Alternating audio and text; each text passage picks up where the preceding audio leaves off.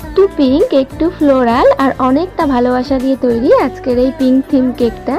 এর inside flavour দেখে তো তোমরা বুঝেই গেছো, এটা ছিল একটা চকলেট ফ্লেভারের কেক।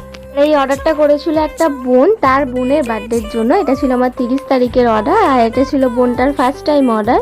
ও না আমাকে ডিজাইন সেরকম ভাবে কিছুই বলে দেয়নি, শুধু ফ্লেভারটা বলে দিয়েছিল আর বলেছিল ডিজাইন তুমি তোমার মতো করে দিও। আর ও না আমাকে সেরকম ভাবে কিছুই বলেনি যে কেকটা কি পারপাসে নিচ্ছে, কার জন্য নিচ্ছে। তো আমি একটু কনফিউজ ছিলাম যে কি বানাবো, কি ডিজাইন করব, কি কালার দেবো। কেকটা ক্রাম কোটিং করে রাখার পর আমি আবার ওকে মেসেজ করি যে কেকটা কি পারপাসে নেবে।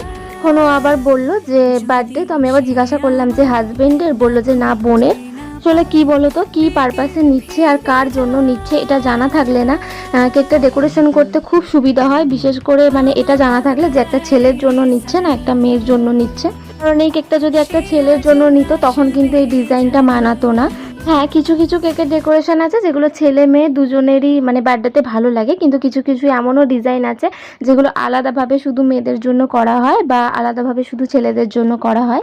তারপরে ও যেহেতু বললো যে ওর বোনের জন্য নেবে, তো এটা আমি আমার মতো করে দিয়েছি। সবসময় তো সিম্পলের মধ্যে করি, আজকে ভাবলাম একটু কালারফুল করি।